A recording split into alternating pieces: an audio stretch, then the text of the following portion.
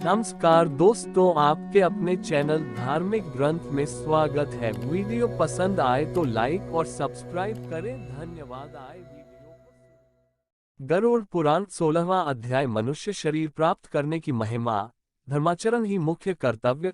शरीर और संसार की दुख, खरूपता तथा नश्वरता, मोक्ष धर्म निरूपण। गरुड़ उवाच, गरुड़ जी ने कहा, हे दया सिंधु, अज्ञान के कारण जीव जन्म मरण रूपी संसार चक्र में पड़ता है, यह मैंने सुना। अब मैं मोक्ष के सनातन उपाय को सुनना चाहता हूँ।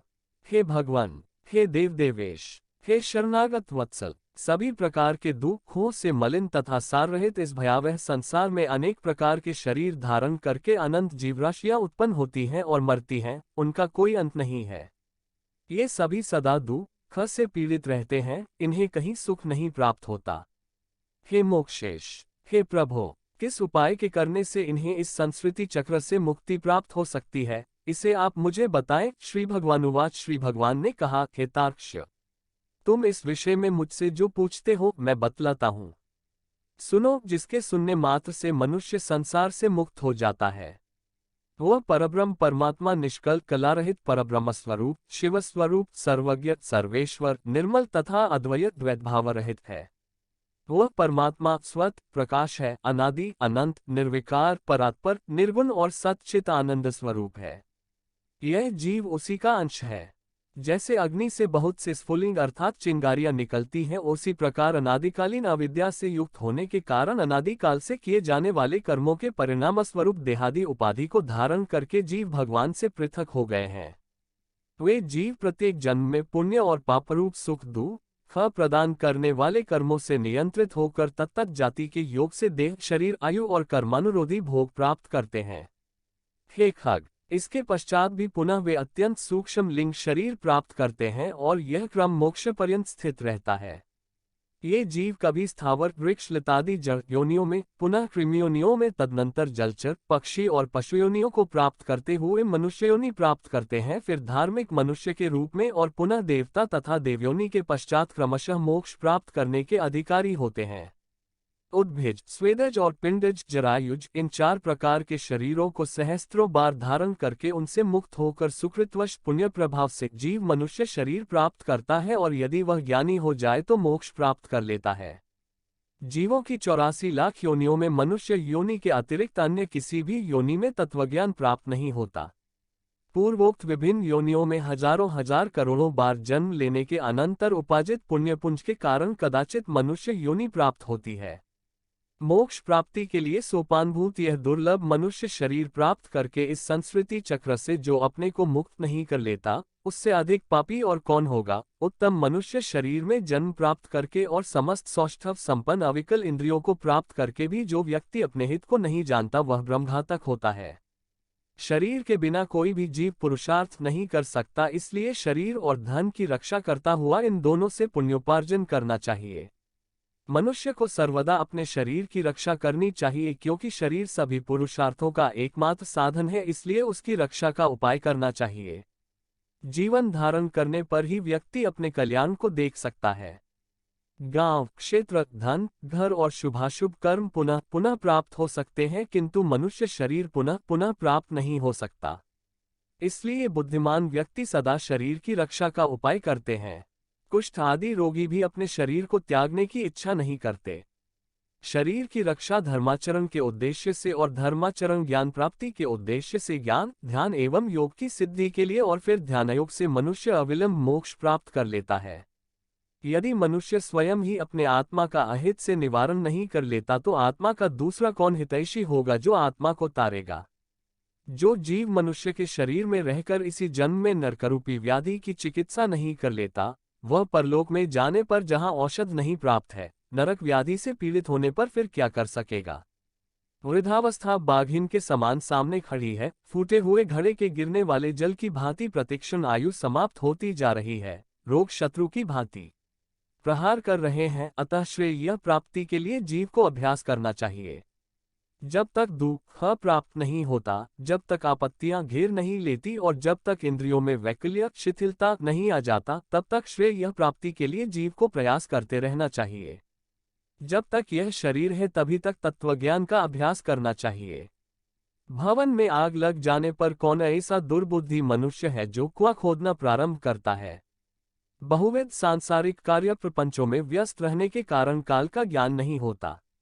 यह क्लेश की बात है कि मनुष्य अपने सुख दुख और हित की बात को नहीं समझता। संसार में जीवों को उत्पन्न होते हुए, रोगादि से दुखी होते हुए, मृत्यु प्राप्त करते हुए और आपत्तिग्रस्त तथा दुखी देखकर भी सांसारिक मनुष्य मोहरूपी मदिरा को पीकर कभी भी भयभीत नहीं होता। भौतिक संपत्ति स्वप्न के समान नश्वर क्षणभंगुर है, यौवन भी पुष्प के समान मुरझा जाने वाला है, आयु बादलों में चमकने वाली बिजली के समान चंचल है। यह सब जानते हुए भी मनुष्य को कैसे धैर्य हो सकता है। एक तो मनुष्य की 100 वर्ष की आयु ही बहुत थोड़ी है, उसमें भी निद्रा और आलस्य के वशीभूत होकर उसका आधा भाग बीत जाता है और जो शेष है वह भी बाल्यावस्था, रोग और जरा में होने वाले दुख से चला जाता है और जो थोड़ा बचा वह भी निष्फल ही बीत जाता है। प्रारंभ करने वाले कार्य के विषय में जो उद्योग नहीं करता और जहां ब्रह्मचिंतन आदि में जागरूक रहना चाहिए वहां वह सोता रहता है। इसके विपरीत जहां सदा सदा भय विद्यमान है उस संसार में वहां वह विश्वस्त है। ऐसा जो मनुष्य है वह अभागा क्यों नहीं मारा जाएगा। जल में उठने वाले फेन के समान अतीव क्षणभंगुर देह को प्राप्त करके जीवात्मा उसमें स्थित रहता है।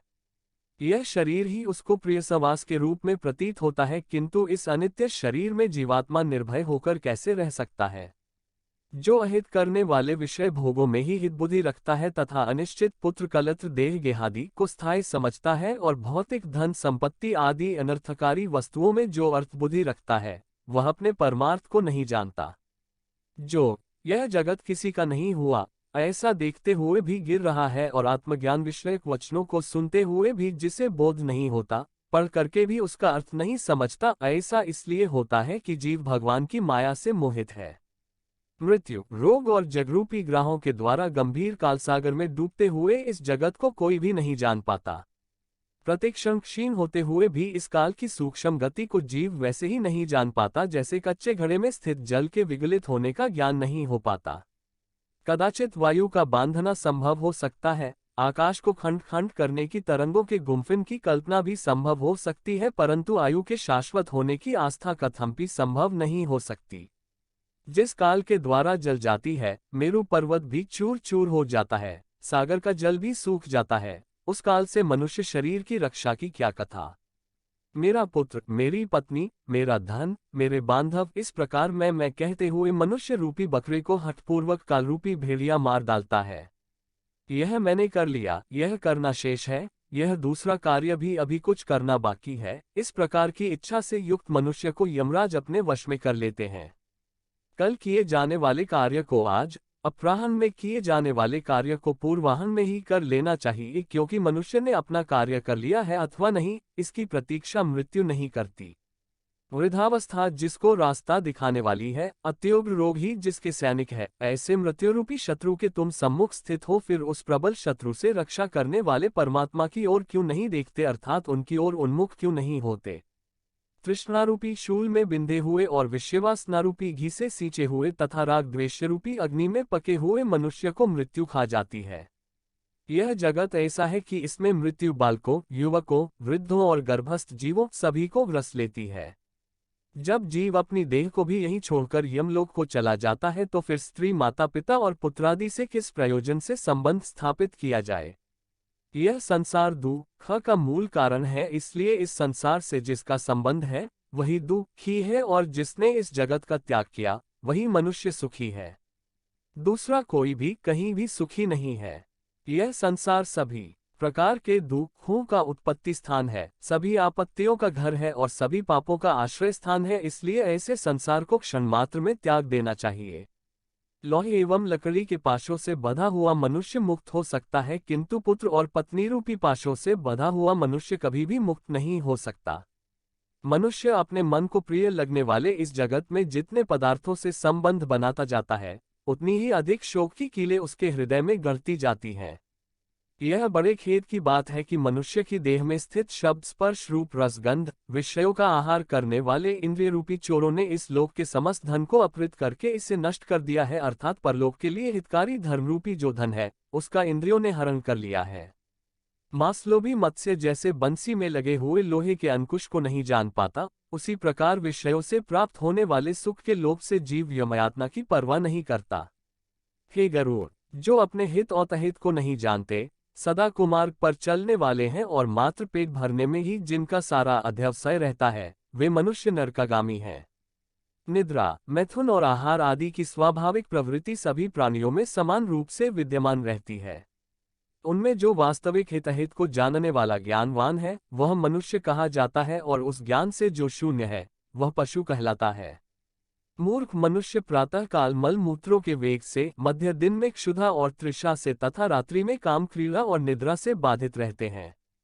हाय, यह खेद की बात है कि अज्ञान से मोहित होकर सभी जीव अपनी देह, धन, पत्नी आदि में आसक्त होकर बार बार पैदा होते हैं और मर जाते हैं। इसलिए सदा आसक्ति का त्याग कर देना चाहिए, और यदि उसका सर्वथा त्याग न हो सके तो महापुरुषों के साथ संबंध बनाना चाहिए, क्योंकि संत पुरुष संसारासक्ति रूपी रोग के भेषज हैं। सत्संग और विवेक, ये दोनों ही व्यक्ति के दो निर्मल नेत्र हैं। जिस व्यक्ति के पास ये नहीं है, वह अंधा है। अंधा मनुष्य कुमार्गामी क्यों नहीं होगा? अपने अपने वर्ण और आश्रम के लिए शास्त्र बोधित आचारों का पालन करने में संलग्न रहने वाले सभी मनुष्य यदि परम धर्म को नहीं जानते तो वे दंभाचारी व्यर्थ में नष्ट हो जाते हैं। कुछ लोग अनेक प्रकार की क्रियाओं को करने का प्रयत्न करते हैं और कुछ अन्य व्रत, उपवास आदि में संलग्न रहते हैं। अज्ञान से आवृत आत्मा वाले कुछ लोग ढोंगी बनकर विचरण करते हैं। कर्मकांड में आस्था रखने वाले मनुष्य शास्त्र बोधित नामात्र की फलश्रुतियों से संतुष्ट होकर के मंत्रोच्चारण और होमादि कृत्यों से तथा यज्ञ से विस्तृत विधानों से भ्रांत रहते हैं, उन्हीं में उलझे रहते हैं।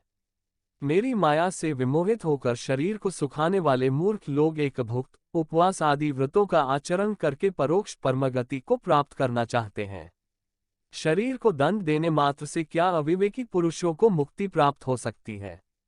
वल्मीक सांप की बाबी को ताड़न करने मात्र से क्या कहीं भी महासर्प की मृत्यु होती है?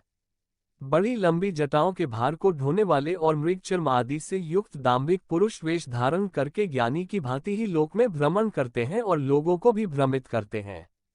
सांसारिक सुख में आसक्त जो व्यक्ति मैं ब्रह्मज्ञानी हूँ ऐसा कहता है, वह कर्ममार्ग तथा ब्रह्मज्ञान मार्ग दोनों मार्गों से भ्रष्ट हो जाता है। उसे चांडाल की भांति छोड़ देना चाहिए। संसार में, घर में और अरण्य में लज्जा त्याग कर समान रूप से नग्न होकर गर्दभ आदि पशु भी विचरण करते हैं, तो क्या इस आचरण से वे संसार से विरक्त हो जाते हैं? यदि मिट्टी और भस्म के धारण करने मात्र से मनुष्य मुक्त हो जाए तो मिट्टी और भस्म में शयन करने वाला वह कुत्ता भी क्या मुक्ति प्राप्त कर लेगा? घास पात और जल का आहार करने वाले तथा निरंतर जंगल में निवास करने वाले श्रृंगाल, चूहे तथा मृग आदि पशु भी क्या तपस्वी योगी हो जाते हैं? अर्थात अन्न छोड़ देने, ग्राम या नगर में निवास छोड़कर वन में रहने मात्र से कोई सन्यासी नहीं हो जाता। मंडूक अर्थात मेढक और मत्स्य आदि जलचर जीव जन्म से लेकर मृत्यु पर्यंत गंगा आदि नदियों में निवास करते हैं, तो क्या वे योगी हो जाते हैं? कबूतर शिलवृत्ति कंकड़ का आहार करने वाले हैं तथा चातक कभी भी भूमि पर स्थित जल को नहीं पीते, तो क्या इससे वे व्रती हो जाते हैं? इसलिए हे खगेश्वर, पूर्वोक्त संपूर्ण कर्मानुष्ठान केवल लोकरंजन मात्र के लिए है। मोक्ष का अकरण तो साक्षात तत्वज्ञान ही है। हे खग, षडदर्शन रूपी महाकूप में पड़े हुए मनुष्य रूपी पशु परमार्थ को नहीं जानते हैं, क्योंकि वे पशुपाश से नियंत्रित रहते हैं। वेद और शास्त्र रूपी घोर समुद्र में इधर उधर ले जाए जाते हुए कुतार्किक व्यक्ति षडूर्मियों, क्षुधा, पिपासा, शोक, मोह और जन्म मृत्यु को षडूर्मी कहा जाता है, से ग्रस्त होकर स्थित रहते हैं। वेद शास्त्र और पुराणों को जानने वाला भी जो मनुष्य परमार्थ को नहीं जानता, विडंबनाग्रस्त, उसका पूर्वोक्त संपूर्ण ज्ञान कोई के कांव कांव करने जैसा है। परम तत्व से पराडमुख जीव यह ज्ञान है, यह ज्ञेय है, इसी चिंता से व्याकुल होकर रात दिन शास्त्रों का अध्ययन करते हैं। काव्योचित अलंकारों से सुशोभित गद्य वाक्य रचना या छंदोबद्ध कविता की रचना करने पर भी विषयोपभोग के प्रति लालायित इंद्रियों वाले तत्वज्ञान रहित मूढ़ व्यक्ति नाना चिंताओं के कारण दुखी रहते हैं। परम तत्व की प्राप्ति तो अन्य प्रकार से होती है, किंतु लोग अन्य प्रकार के उपाय करके क्लेश प्राप्त करते हैं। शास्त्र का भाव तो कुछ और होता है, परंतु वे उसकी व्याख्या कुछ दूसरे प्रकार से करते हैं। कुछ अहंकारी व्यक्ति गुरुपदेश आदि को प्राप्त न करके भी उन्मनी भाव के विषय में कहते हैं, पर वे स्वयं उसका अनुभव नहीं करते। बहुत से लोग वेद और शास्त्र का अध्ययन तो करते हैं और परस्पर एक दूसरे को बोध भी कराते हैं, तात्पर्य समझाते हैं, पर वे परम तत्वों के विषय में उसी प्रकार कुछ नहीं जानते जिस प्रकार कलछी पाकर को नहीं जानती। पुष्प को धारण तो सिर करता है किंतु उस पुष्प की गंध को नासिका ही जानती है। ठीक इसी प्रकार वेद और शास्त्र का अध्ययन में उसी प्रकार भटकता फिरता रह जाता है, जैसे कोई मूर्ख वाला अपनी कोख में बकरे को पकड़े रखने पर भी उसको खोजने के लिए कुएं में देखता है। संसार के मोह का नाश करने के लिए शास्त्र के शब्दों के अर्थ को जानना मात्र पर्याप्त नहीं है। दीपक की बात से कभी अंधकार की निवृत्ति नहीं हो सकती। बुद्धिहीन मनुष्य का पढ़ना अंधे व्यक्ति के दर्पण देखने के समान व्यर्थ है। अतः बुद्धिमान व्यक्ति को ही शास्त्रीय तत्वज्ञान का लक्षण हो सकता है, अर्थात बुद्धिमान को ही तत्वज्ञान लक्षित हो सकता है। जो यह ज्ञान यहाँ है इसे जानना चाहिए। इस प्रकार बुद्धि करके शास्त्र में प्रतिपाद्य सब कुछ सुनना चाहता है, वह 1000 दिव्य वर्षों की आयु प्राप्त करके भी शास्त्रों का अंत प्राप्त नहीं कर सकता। अनेक शास्त्र है, आयु अत्यल्प है, जिसमें करोड़ों विघ्न है, इसलिए जैसे हंस जल के मध्य से दूध को ग्रहण कर लेता है, उसी प्रकार बुद्धिमान व्यक्ति को भी शास्त्र के सार तत्व का ज्ञान प्राप्त करना चाहिए।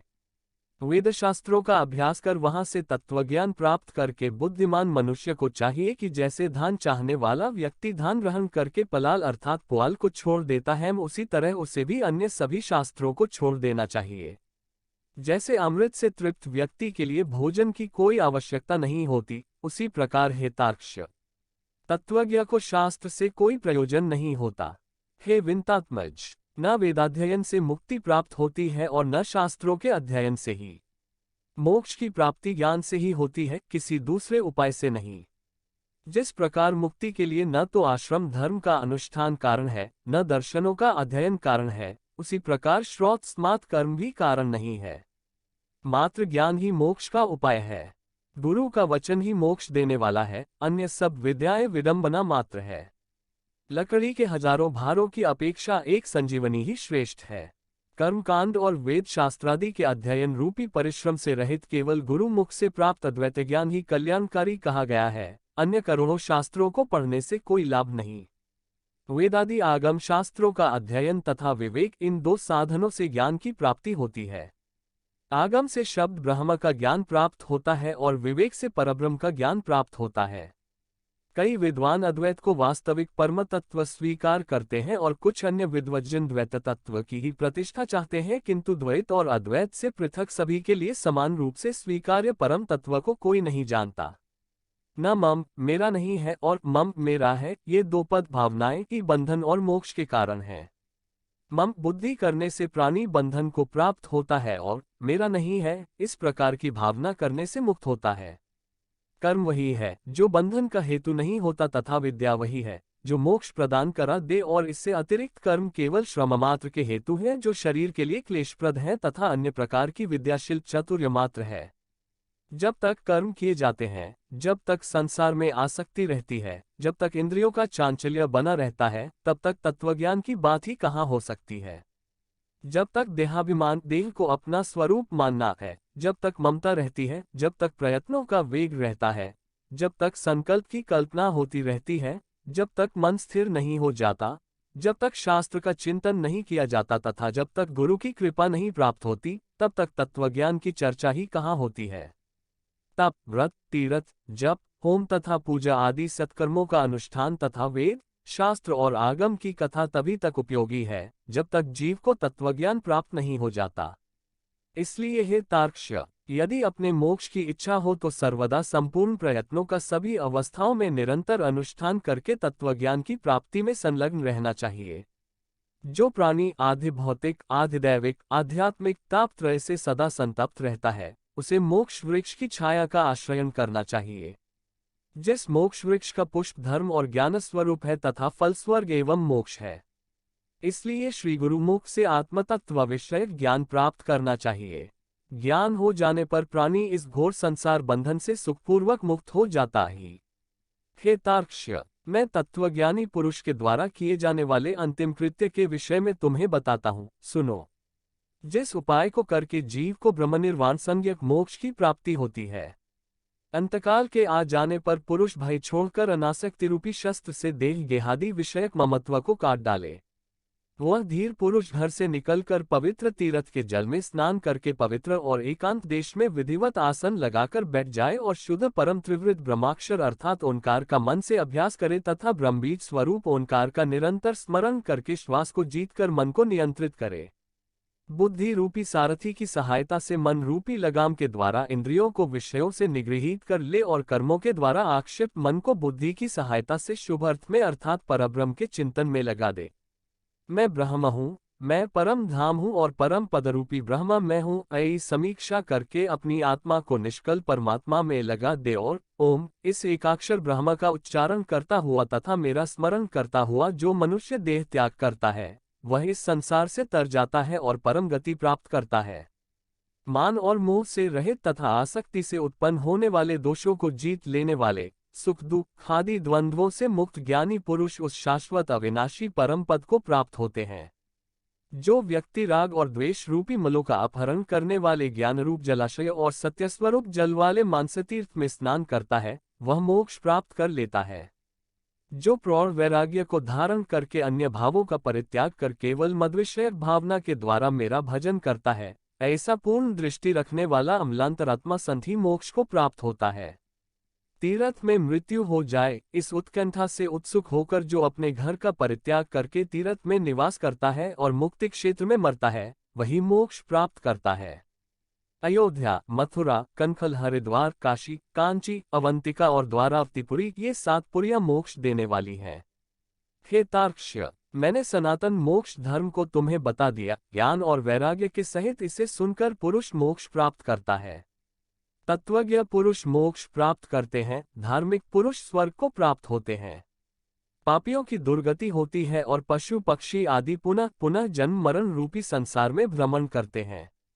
इस प्रकार सभी शास्त्रों का सारोद्धार मैंने 16 अध्यायों में कह दिया। अब और क्या सुनना चाहते हो? सूत उवाच, सूत जी ने कहा, हे राजन, गरुड़ जी ने भगवान के मुख से ऐसा वचन सुनकर उन्हें बार बार प्रणाम करके अंजलि बांधकर इस प्रकार कहा। गरुड़ जी ने कहा, हे देवाधिदेव भगवान, हे नाथ, हे प्रभो, अपने अमृतमय वचनों को सुनाकर आपने मुझे भवसागर से तार दिया है।